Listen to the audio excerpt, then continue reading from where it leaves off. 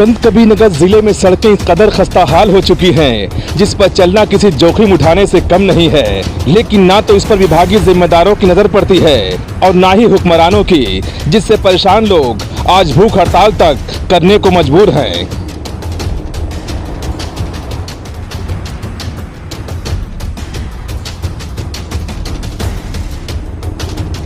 ये संत कबीरनगर जिले की उन सड़कों की तस्वीरें हैं जिस पर चलना मतलब जोखिम उठाना। सबसे पहली तस्वीर खलीलाबाद जिला मुख्यालय से सिद्धार्थनगर जोड़ने वाली मुख्य सड़क, जो राष्ट्रीय राजमार्ग घोषित है, जिस सड़क में लगभग 7 किलोमीटर तक सिर्फ गड्ढे ही गड्ढे हैं, या यूं कह सकते हैं कि सड़क में गड्ढे नहीं बल्कि गड्ढे में सड़क है, जिसके निर्माण को लेकर पिछले 20 सालों से सिर्फ राजनीति की गई। तमाम सरकारें बदल गई, कई सांसद और विधायक बदल गए, सड़क का टेंडर हुए महीनों गुजर गया, लेकिन नहीं बदली तो बस इस बदहाल सड़क की दिशा और दशा, जिससे परेशान होकर स्थानीय समाजसेवी विजय प्रताप सिंह ने सड़क निर्माण को लेकर जिला प्रशासन को चेतावनी देने के बाद कोपेश्वर नाथ मंदिर पर भूख हड़ताल पर बैठ गए और जिला प्रशासन को चेतावनी भी दी है कि अगर 3 महीने के अंदर सड़क बनाने को लेकर लिखित आश्वासन नहीं दिया गया तो वो खाना तो क्या, पानी भी नहीं पिएंगे और ये भूख हड़ताल यूं ही चलता रहेगा, चाहे इसका जो भी नतीजा निकले।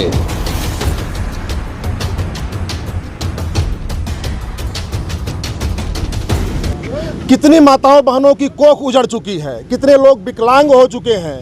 किसान, व्यापारी, बुनकर, ठेला चलाने वाले, रेहड़ी वाले, रिक्शे वाले, कितने बेचारे रोज पंचर बना रहे हैं, रिक्शे टूट रहे हैं। कई लोग गोरखपुर एडमिट हैं। अभी नौरों का राजू गुप्ता है जिसके कान फट गए।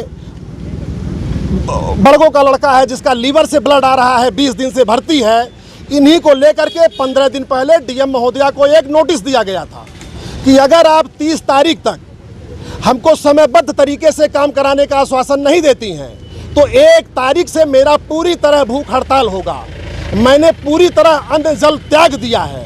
मैं विजय प्रताप सिंह आप लोगों से, जनता से, पत्रकार बंधुओं से, मुख्यमंत्री से, डीएम, जिलाधिकारी, सबसे ये वादा करता हूं कि अगर जब तक इस रोड को 30 अगस्त तक गड्ढा मुक्त कर देगा और 3 महीने में इस पूरी रोड को बनाने का आश्वासन नहीं मिल जाता है, तब तक मैं अन्न जल नहीं ग्रहण करूंगा, चाहे मेरी मौत हो जाती है। मैंने अन्न जल त्याग दिया है।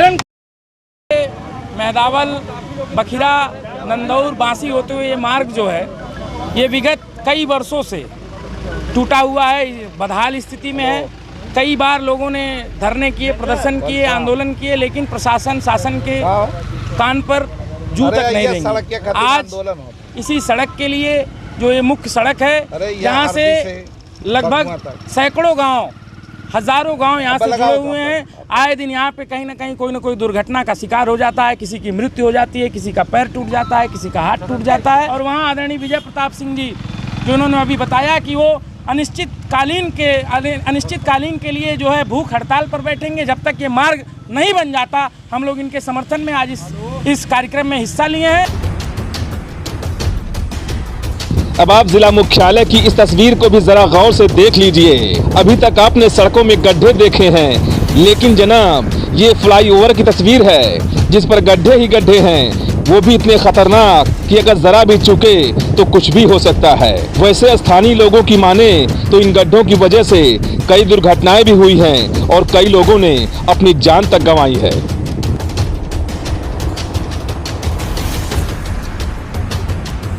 देखिए, यह इस जिले का और इस शहर का इकलौता ओवरब्रिज है। पिछली बार भी हम लोगों ने इसके लिए आवाज़ उठाई थी, केवल रिपेयर किया गया, दूसरा काम नहीं किया गया। और यह अब सेतु निगम से पीडब्ल्यूडी को एक ट्रांसफ़र हो गया है। पीडब्ल्यूडी के अधिकारियों को कई बार कंप्लेन किया गया, कई बार यहाँ के अधिकारियों, जिला स्तरीय अधिकारियों को कंप्लेन किया गया, लेकिन कोई इस पर सुध नहीं लिया गया, केवल पैचिंग कार्य किया गया। और निश्चित रूप से जो मुझे तकनीकी जानकारी है, जिस कैपेसिटी का पुल बनाया गया है उससे भारी वाहन भी इस पर आ रहे हैं। और जिस जर्जर अवस्था में किसी न किसी दिन जल्दी से जल्दी हमको लगता है कि दुर्घटना किसी दिन भी हो सकती है कि टूट के गिर भी सकता है और बड़ी जनहानि होगी और शहर के लिए बहुत बड़ा एक अभिशाप सिद्ध होगा। और अगर इसी तरीके से अधिकारी अगर सोते रहेंगे, देखिए हम लोग खड़े हैं और हिल रहा है, लग रहा है अभी गिर जाएगा।